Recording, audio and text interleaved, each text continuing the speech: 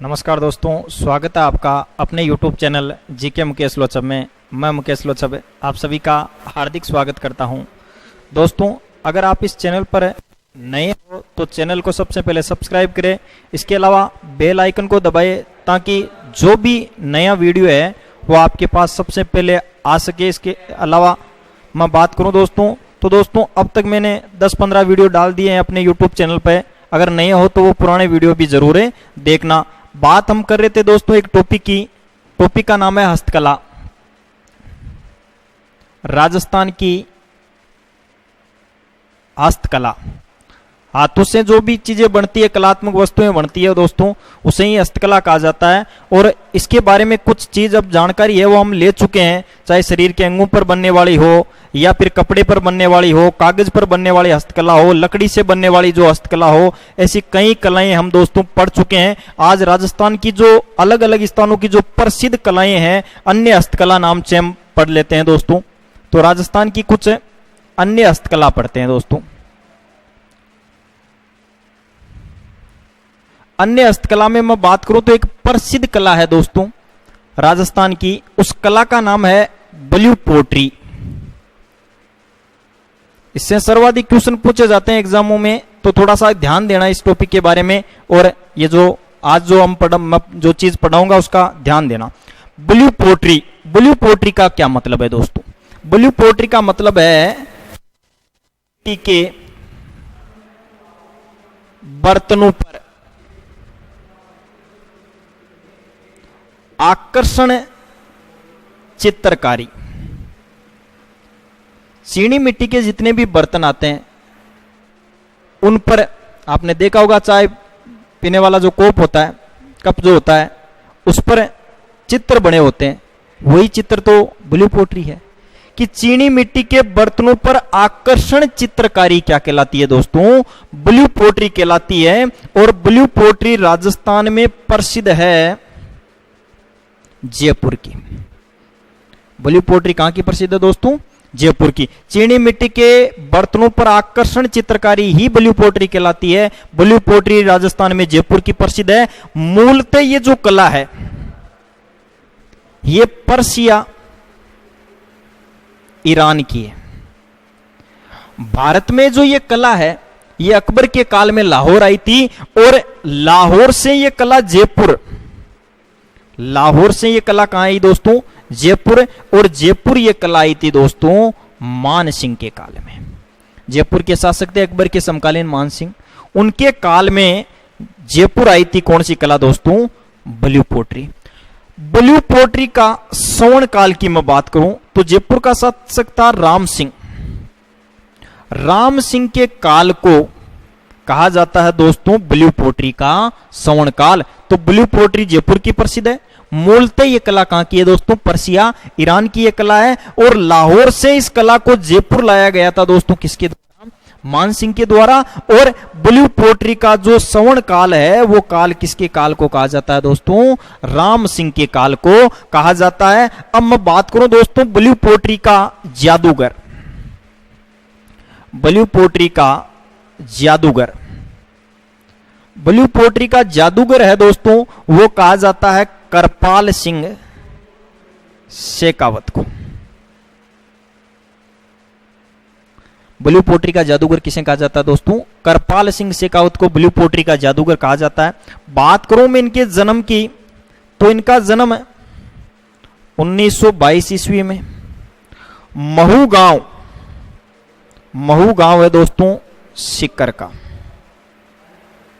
महू गांव सीकर में 1922 ईस्वी में जन्म हुआ था करपाल सिंह शेखावत का, जिन्होंने इस पोट्री में या ब्लू पोट्री में 25 रंगों का प्रयोग किया था। 25 रंगों का प्रयोग किया था और इस कला को अंतर्राष्ट्रीय पहचान दिलाई थी। इस कला को अंतर्राष्ट्रीय पहचान है वो किसके द्वारा दिलाई गई दोस्तों? करपाल सिंह शेखावत के द्वारा, जिनका जन्म महू गांव सीकर में 1922 में हुआ था। इस कला के अंदर उन्होंने 25 रंगों का प्रयोग करके इस कला को अंतर्राष्ट्रीय पहचान दिलाई थी। इसीलिए ब्लू पोट्री का जादूगर बोला जाता है किसको दोस्तों? करपाल सिंह शेखावत को। और इस कला के लिए 1974 ईस्वी में यानी ब्लू पोट्री कला के लिए 1974 ईस्वी में करपाल सिंह शेखावत को पद्म श्री अवार्ड से नवाजा गया। किस अवार्ड से नवाजा गया दोस्तों? पद्म श्री अवार्ड से नवाजा गया। तो ये बात हो गई दोस्तों ब्लू पोट्री की। अब मैं बात करूं दोस्तों ब्लैक पोट्री की। ब्लैक पोट्री दोस्तों, ब्लैक पोट्री जो है वो है कोटा की, यानी ब्लू रंग में जो पोट्री होती है वो तो जयपुर की, और ब्लैक रंग में जो पोट्री होती है वो कहां की प्रसिद्ध है दोस्तों? कोटा की। और डबल कट की पोट्री, डबल कट या इसी पोट्री को बोला जाता है कागजी पोट्री। डबल कट या कागजी पोट्री जो है ये प्रसिद्ध है दोस्तों, मैं बात करूं ये अलवर की प्रसिद्ध है। तो ये दोस्तों हो गई आपके एक कला, अन्य हस्तकला में ब्लू पोट्री। 5 सेकंड में दोस्तों आप इसका स्क्रीनशॉट ले सकते हो।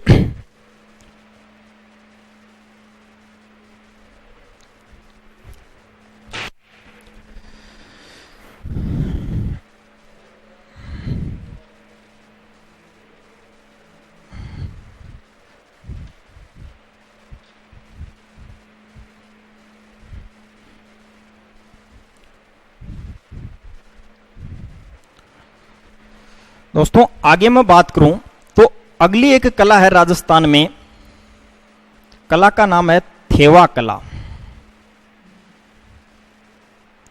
और एक कला पढ़ेंगे दोस्तों उस्ता कला, गुणवती कला, उस्ता कला। बात करूं मैं दोस्तों थेवा कला की, तो ये जो थेवा कला है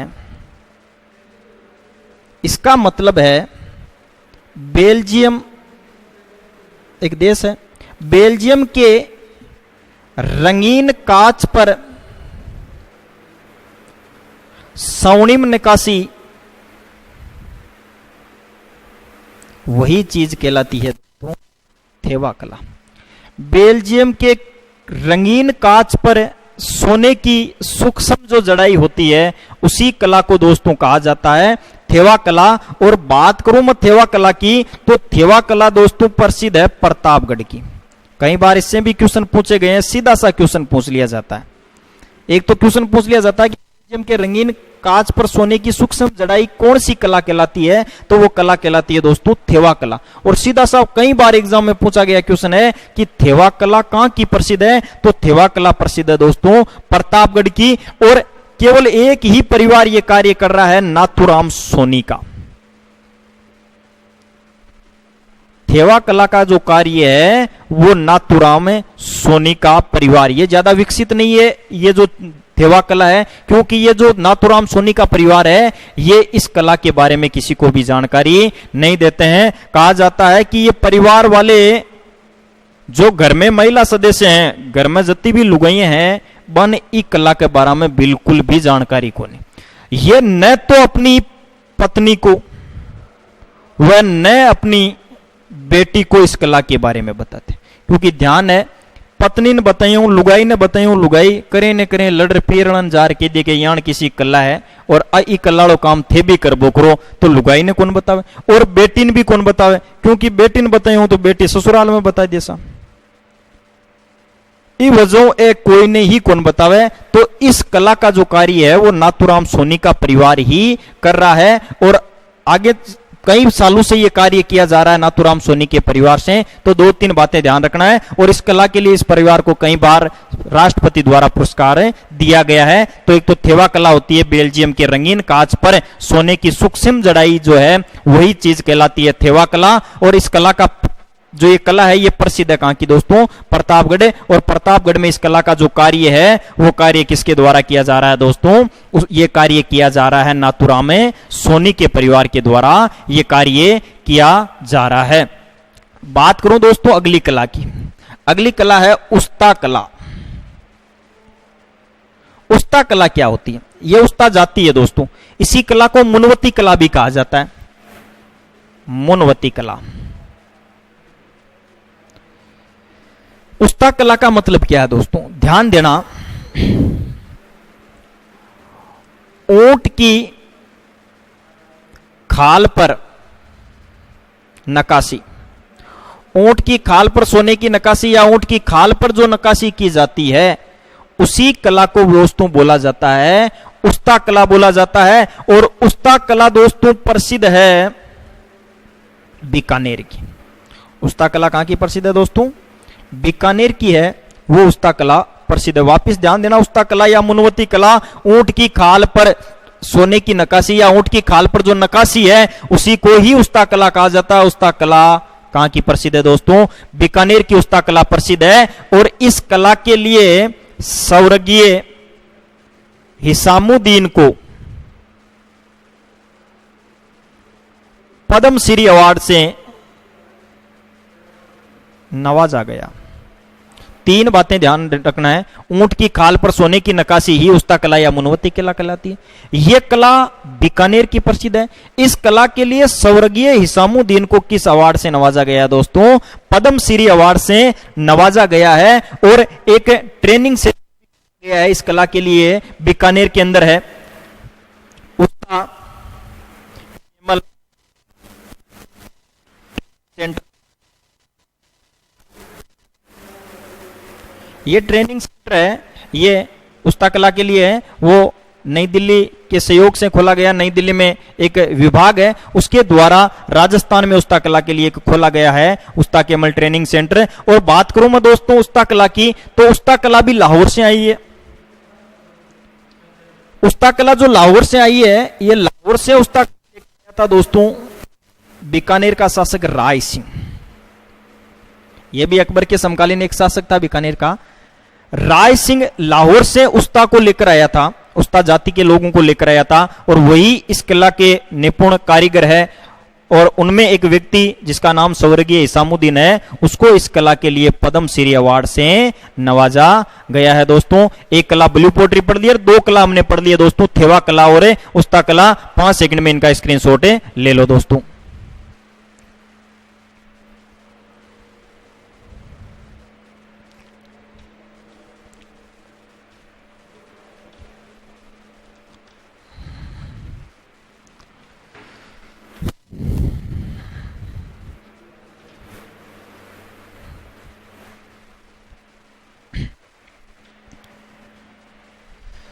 आगे ध्यान देना दोस्तों, अगली कला है मीनाकारी। मीनाकारी का क्या मतलब होता है दोस्तों? जैसे धातु होती है कोई भी, चांदी तांबा जितल जो भी जो है, इन धातुओं पर जो मीनाकारी होती है ये जयपुर की प्रसिद्ध है।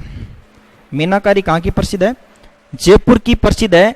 तो यहां पर जो है वो पीतल की मीनाकारी होती है। पीतल की जो मीनाकारी है वो जयपुर की प्रसिद्ध है। और इसके अलावा चांदी की जो मीनाकारी है, चांदी पर जो मीनाकारी है, चांदी की मीनाकारी, ये ध्यान रखना दोस्तों, ये है नाथद्वारा। नाथद्वारा जगह आपको पता है राजसमंद है। धातु पर जो मीनाकारी की जाती है उसे ही मीनाकारी बोला जाता है। मीना जो चढ़ाया जाता है धातु पर उसे मीनाकारी कहा जाता है। मीनाकारी कहां की प्रसिद्ध है दोस्तों? जयपुर की। और पीतल की मीनाकारी होती है वो जयपुर में होती है। और चांदी की जो मीनाकारी होती है वो दोस्तों नाथद्वारा राजसमंद में होती है। इसके अलावा दोस्तों ध्यान देना, जयपुर में जो ये कला है ये कला लाहौर से आई है। लाहौर से ये कला मान सिंह लेकर आया था। तो मान सिंह दो कला, एक तो ब्लू पोट्री का ध्यान रखना, और एक दूसरी कौन सी कला लेकर आया था दोस्तों? मीनाकारी कला। इसके अलावा मैं बात करूं दोस्तों मीनाकारी की, तो मीनाकारी के लिए 1987 ईस्वी में कुदरत सिंह को पद्मश्री अवार्ड से नवाजा गया। सीधा सा आपसे पूछ लिया जाए कि मीनाकारी का जादूगर किसे कहा जाता है, तो मीनाकारी का जादूगर है वो कुदरत सिंह को कहा जाता है। मीनाकारी धातु पर जो मीना चढ़ाई जाती है उसे ही मीनाकारी कहा जाता है। मीनाकारी कहां की प्रसिद्ध है दोस्तों? जयपुर की मीनाकारी प्रसिद्ध है। इसके अलावा जयपुर की एक कला और प्रसिद्ध है, उस कला का नाम है कुंदन कला। ध्यान देना दोस्तों, कुंदन कला क्या होती है? कुंदन कला का मतलब है दोस्तों, यह कला भी जयपुर की प्रसिद्ध है। पहली बात तो प्रसिद्ध जयपुर की। कुंदन कला भी कहाँ की प्रसिद्ध है दोस्तों? जयपुर की प्रसिद्ध है। मीनाकारी और कुंदन कला दोनों ही जयपुर की प्रसिद्ध है। कुंदन कला का मतलब होता है जो आभूषण वगैरह होता है, जो सोना चांदी के जो आभूषण होते हैं उनमें कीमती पत्थरों की जड़ाई, आभूषणों में कीमती पत्थरों की जड़ाई, कीमती पत्थरों की जो जड़ाई होती है उसे ही बोला जाता है दोस्तों कुंदन कला। और कुंदन कला भी दोस्तों कहाँ की प्रसिद्ध है? जयपुर की प्रसिद्ध है। जल्दी से दोनों कलाओं के स्क्रीनशॉट ले लो, कुंदन कला और कौन सी कला दोस्तों? मीनाकारी की।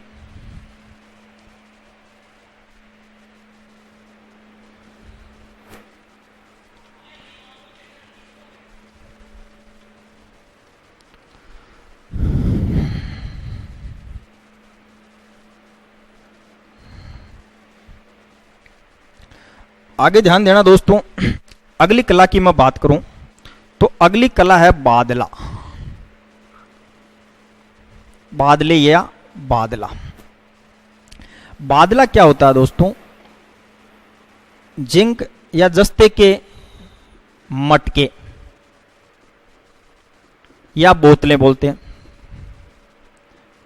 जिंक जस्ते के मटके या बोतलें जो है उन्हें ही बादला कहा जाता है। बादला जो प्रसिद्ध है दोस्तों वो जोधपुर का प्रसिद्ध है। बादला कहां का प्रसिद्ध है? बादले जोधपुर के। इस कला की शुरुआत कुचामन से हुई है दोस्तों।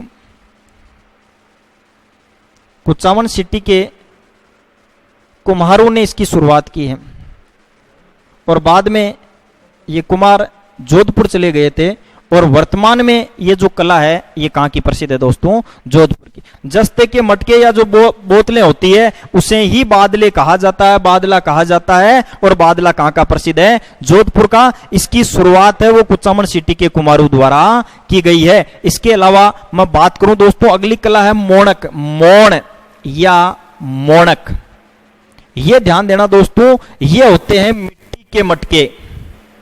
मिट्टी के प्रसिद्ध के होते हैं उन्हें मोण या मोण कहा जाता है। और ये जो मटके हैं दोस्तों ये प्रसिद्ध है मेड़ता के। यानी मेड़ता जो जगह है नागौर की, मेड़ता नागौर, यहां पर जो मिट्टी के मटके बनाए जाते हैं उन्हीं मिट्टी के मटकों को मोण या मोणक कहा जाता है। और एक चीज है टेराकोटा।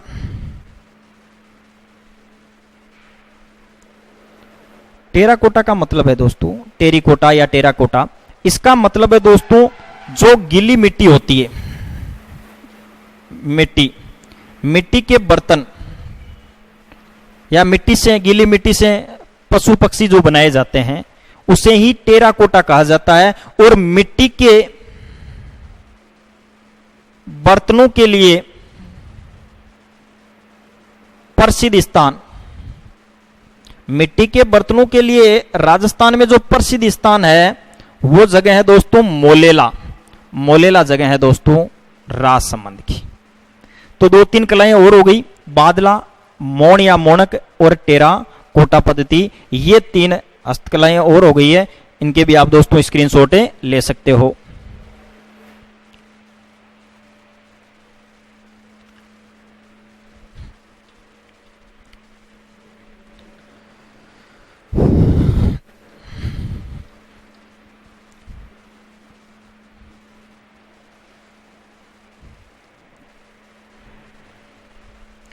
दोस्तों अगली हस्तकला है एक रमकड़ा उद्योग। रमकड़ा उद्योग, रमकड़ा उद्योग क्या है? सोप स्टोन को तराश कर खिलौने बन,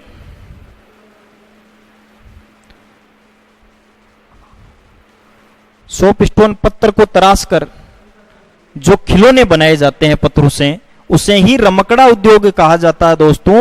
और रमकड़ा उद्योग जो प्रसिद्ध है यह है गलियाकोट। और आपको पता है दोस्तों गलियाकोट जगह है डूंगरपुर की। डूंगरपुर में गलियाकोट नामक स्थान पर सोप स्टोन को तराश कर जो खिलौने बनाए जाते हैं उसे ही बोला जाता है दोस्तों रमकड़ा उद्योग। आगे मैं बात करूं तो संगमरमर की मूर्ति यानी मूर्ति कला, मूर्ति कला की मैं बात करूं दोस्तों तो मूर्ति कला यानी मूर्तियां बनती है ज्यादातर संगमरमर से। संगमरमर की प्रसिद्ध मूर्तियां, संगमरमर से जो प्रसिद्ध मूर्तियां बनती है, सर्वाधिक जो दोस्तों जो मूर्तियां बनती है वो तो बनती है जयपुर में। जयपुर के अलावा मकराना, और मकराना के अलावा एक अलवर का गांव है दोस्तों, किशोरी गांव, किशोरी गांव अलवर। ये 3 स्थान है वो मूर्ति कला के लिए प्रसिद्ध माने जाते हैं। तो संगमरमर की प्रसिद्ध जो मूर्तियां हैं वो जयपुर, मकराना, किशोरी गांव है, अलवर में बनती है। और अगली कला की मैं बात करूं दोस्तों तो एक कला है तूड़िया कला। तूड़िया कला, तूड़िया कला का मतलब है धातुओं से नकली आभूषण बनाए जाते हैं।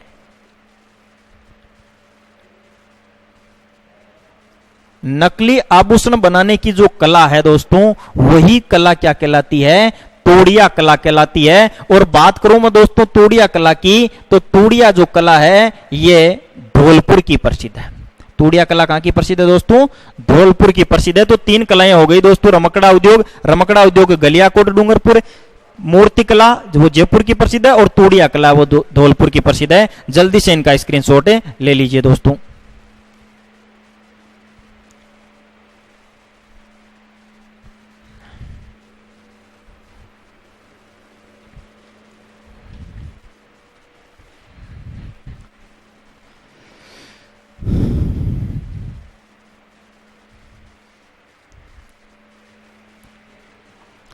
आगे ध्यान देना दोस्तों, अगली कला है दोस्तों लाख की चूड़ियां।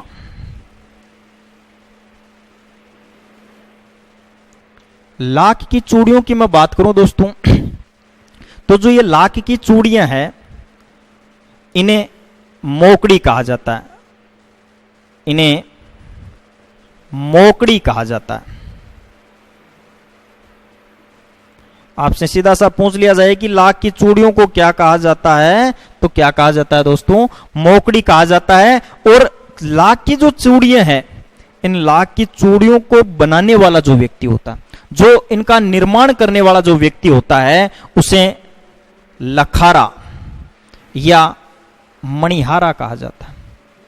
लखारा या क्या कहा जाता है, लाख की चूड़ियां बनाने वाले को मणिहारा कहा जाता है। और राजस्थान में जो लाख की चूड़ियां हैं ये दोस्तों प्रसिद्ध है, एक तो जोधपुर की, एक जयपुर की, और दोस्तों लाख की चूड़ियां कुचामन में भी बनती है, कुचामन सिटी, ये भी ध्यान रखना। तो इन्हें लाख की चूड़ियों को मोकड़ी कहा जाता है, निर्माण करने वाला लखारा या मणिहारा कहलाता है। प्रसिद्ध जोधपुर जयपुर में कुचामन सिटी की जो है वो लाख की चूड़ियां प्रसिद्ध है। आगे मैं बात करूं दोस्तों एक गोटा, ये जानते हो सभी,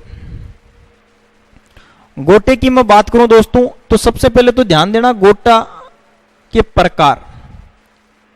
एक बार पूछा गया है क्वेश्चन, लप्पा लप्पी, किरण, बांकड़ी, गोखरू, बिजिया, आमदोड़, लहर दौड़, चौमास्या, तास व मुकेश। आपने नाम को भी गोटो चाले सा। ध्यान देना दोस्तों क्या चीज है गोटा, गोटे के प्रकार। सीधा सा एक बार क्वेश्चन पूछा गया लप्पा लप्पी किरण बांकड़ी क्या है, तो यह है गोटे के प्रकार। लप्पा लप्पी, किरण बांकड़ी, गोखरू, बिछिया, आमदोड़, लेर दौड़, चौमास्या, ताश व मुकेश, ये सभी किसके प्रकार है दोस्तों, गोटे के प्रकार है। ध्यान देना गोखरू, गोखरू कलाई का आभूषण होता है। बिजिया बिछिया जो बोलते हो आप, पैरों में पहनने वाले, पैरों की अंगुलियों में पहनने वाली होती है बिछिया, ये भी एक आभूषण भी है और किसका प्रकार है दोस्तों, गोटे का प्रकार है। तो इन गोटे के प्रकारों के नाम दे दिए जाते हैं, पूछ लिए जाते हैं कि ये क्या चीज है, तो ये चीज है गोटे के प्रकार। और गोटा प्रसिद्ध, बात करूं गोटा कहां का प्रसिद्ध है, तो गोटा प्रसिद्ध है दोस्तों खंडेला, खंडेला जगह है दोस्तों सीकर की। और एक जगह बिनाई, बिनाई जगह है अजमेर की। तो ये दो कलाएं और हो गई दोस्तों आपके, एक तो लाख की चूड़ियां और दूसरी आपको क्या ध्यान रखना है दोस्तों, गोटा, गोटे के प्रकार ध्यान रखना है। और गोटा कहां का प्रसिद्ध है, राजस्थान में खंडेला सीकर है और भिनाई का गोटा प्रसिद्ध है। आगे मैं कुछ कलाओं की बात करूं, आप जल्दी से स्क्रीनशॉट ले लीजिए।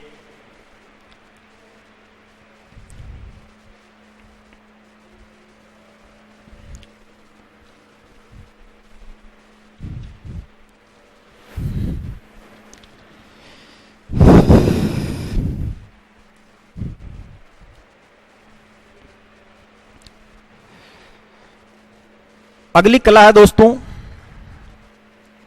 बटेवड़े।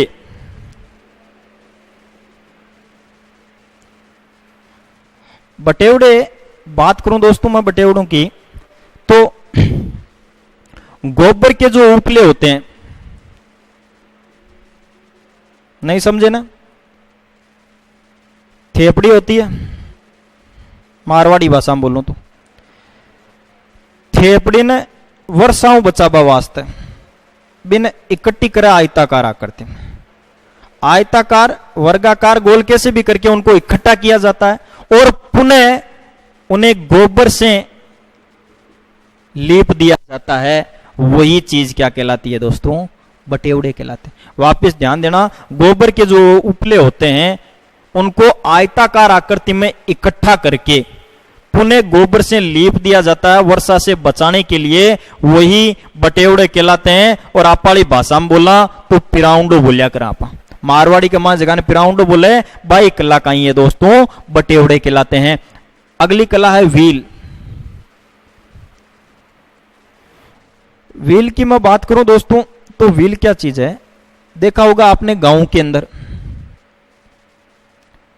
गांव में गोबर से महल नुमा आकृति का एक महल साक बनाया जाता है, उसे ही बोला जाता है व्हील। यानी पुराना वगैरह सामान है, जो घरेलू सामान है, वो सामान रखने के लिए जो चीज बनाई जाती है उसे ही बोला जाता है व्हील। और एक इसमें कोठियां भी होती है, कोठियां, अगली कला हो गई कोठियां, अनाज रखने के लिए।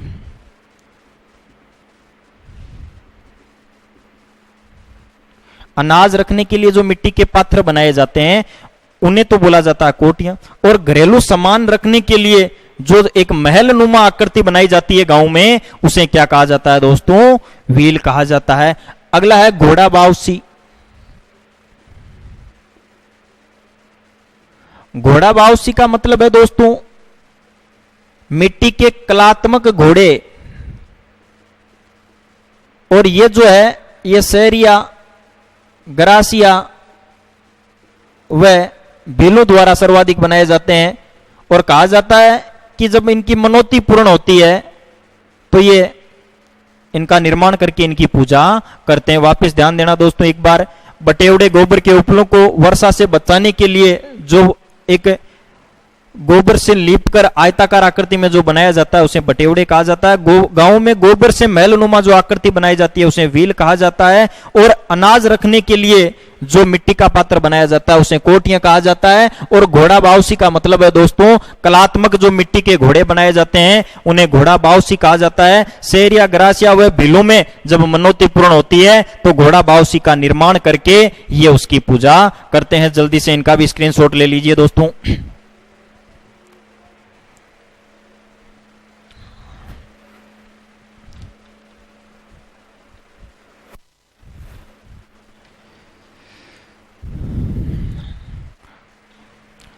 दोस्तों हस्तकला में अंतिम चीज जो बची है जिससे भी कई बार क्वेश्चन पूछे गए हैं वो चीज है छपाई।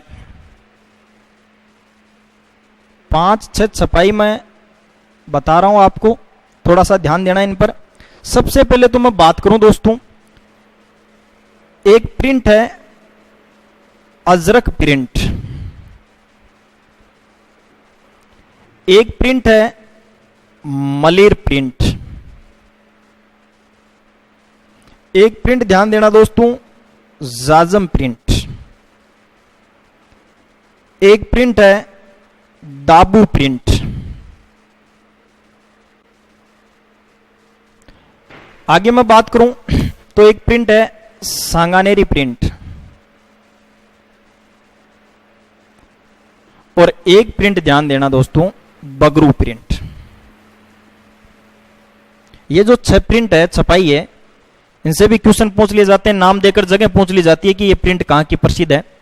अजरक मलिर ये ध्यान रखना बाड़मेर, जाजम दाबू ये अकोला चित्तौड़गढ़ की, सांगानेरी प्रिंट सांगानेर जयपुर और बगरू प्रिंट बगरू जयपुर, यानी 2 प्रिंट बाड़मेर की, 2 चित्तौड़गढ़ की और 2 प्रिंट है वो जयपुर की प्रसिद्ध है। बात करूं मैं दोस्तों अजरक प्रिंट की। अजरक जो प्रिंट है अभी मैंने बात की है कि ये कहां की प्रसिद्ध है, बाड़मेर की प्रसिद्ध है। अजरक प्रिंट कहां की प्रसिद्ध है दोस्तों, बाड़मेर की प्रसिद्ध है। और बात करूं मैं अजरक प्रिंट की तो ज्यामितीय आकृतियों में छपाई, जानते होंगे आपने मैथ में देखी होगी ज्यामितीय आकृतियां, ज्यामितीय आकृति में जो छपाई होती है उसी छपाई को कहा जाता है दोस्तों अजरक प्रिंट। ये ज्यादातर लाल व नीले रंग में ये छपाई होती है उसे बोला जाता है अजरक प्रिंट, जो बाड़मेर की प्रसिद्ध है। सर्वाधिक जो इसमें आकृतियां होती है वो ज्यामितीय आकृतियां होती है। अगली प्रिंट है दोस्तों मलिर प्रिंट, और आपको पता है मलिर प्रिंट भी दोस्तों कहां की प्रसिद्ध है, बाड़मेर की मलिर प्रिंट प्रसिद्ध है। और बात करूं मैं मलिर प्रिंट की तो कत्थई रंग में छपाई, कत्थे के रंग में जो छपाई होती है, कत्था होता है ना पान में डालने वाला, कत्थई रंग में जो छपाई होती है उस छपाई को दोस्तों मलिर प्रिंट कहा जाता है। और मलिर प्रिंट कहां की है दोस्तों, बाड़मेर की। और ये जो दोनों छपाई है ये छपाई की जाती है दोस्तों खत्री जाति के छिपों द्वारा, खत्री जाति के लोगों द्वारा। खत्री जाति के जो छिपे हैं वो छपाई करते हैं अजरक प्रिंट और कौन सी प्रिंट की, मलिर प्रिंट की, जो दोनों कहां की प्रसिद्ध है दोस्तों, बाड़मेर की। आगे मैं बात करूं दोस्तों कौन सी प्रिंट है, जाजम प्रिंट। और जाजम प्रिंट में जो छपाई होती है वो नीले व लाल रंग में, नीले व लाल रंग में अकोला, अकोला जगह है दोस्तों चित्तौड़गढ़ की, अकोला चित्तौड़गढ़ में नीले व लाल रंग में जो छपाई होती है उसे जाजम प्रिंट कहा जाता है। और आगे मैं बात करूं दोस्तों दाबू प्रिंट, और दाबू प्रिंट भी जो प्रसिद्ध है वो है अकोला चित्तौड़गढ़ की। ये 2 प्रिंट ध्यान रखना है, जाजम और कौन सी प्रिंट है, दाबू प्रिंट। ये अकोला चित्तौड़गढ़ की प्रसिद्ध है। दाबू प्रिंट की, जाजम प्रिंट तो हो गई नीले लाल रंग या कई विभिन्न रंगों में जो छपाई होती है उसे जाजम प्रिंट कहा जाता है। और दाबू प्रिंट की मैं बात करूं तो कपड़े के जिस भाग को नहीं रंगना है उसे लुगदी से दबा दिया जाता है, उसे ही दाबू प्रिंट कहा जाता है। इसीलिए इस प्रिंट का नाम भी पड़ गया दाबू प्रिंट। दाबू प्रिंट कहां की प्रसिद्ध है दोस्तों, अकोला चित्तौड़गढ़ की, यानी कपड़े के जिस भाग को नहीं रंगना है उसे लुगदी से दबा दिया जाता है, उसे ही दाबू प्रिंट कहा जाता है। आगे मैं बात करूं दोस्तों सांगानेरी प्रिंट की, तो सांगानेरी प्रिंट सांगानेर, और सांगानेर जगह कहां की है दोस्तों, जयपुर की। सांगानेर जयपुर में नामदेव जाति के छिपों द्वारा, नामदेव जाति के छिपों द्वारा नीले लाल रंग में और काले रंग में जो छपाई की जाती है वही छपाई कहलाती है सांगानेरी प्रिंट। और सांगानेरी जो प्रिंट है दोस्तों वो सांगानेर जयपुर की, और सांगानेर जयपुर में नामदेव जाति के छिपे जो है छपाई करने वाले हैं वो इस सांगानेर प्रिंट को छपाई करते हैं। और बगरू प्रिंट की मैं बात करूं दोस्तों तो बगरू प्रिंट प्रसिद्ध है बगरू, और बगरू जगह है दोस्तों जयपुर की। और इस छपाई में बेल बूटों के साथ साथ पशु पक्षियों के चित्र अंकित किए जाते हैं। बेल बूटों की छपाई के साथ साथ पशु पक्षियों के चित्र, सीधा सा पूछ लिया जाता है कि किस छपाई में पशु पक्षियों के चित्र अंकित होते हैं, तो वो छपाई कौन सी है दोस्तों, बगरू प्रिंट।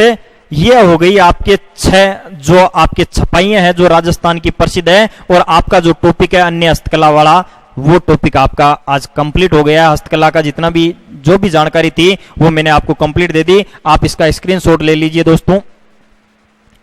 और आप सभी को बहुत बहुत धन्यवाद कि आप मेरे चैनल को इतना प्यार दे रहे हो, कंप्लीट वीडियो को देख रहे हो, कंप्लीट देखते हो आप वीडियो। आप सभी का बहुत बहुत धन्यवाद है दोस्तों।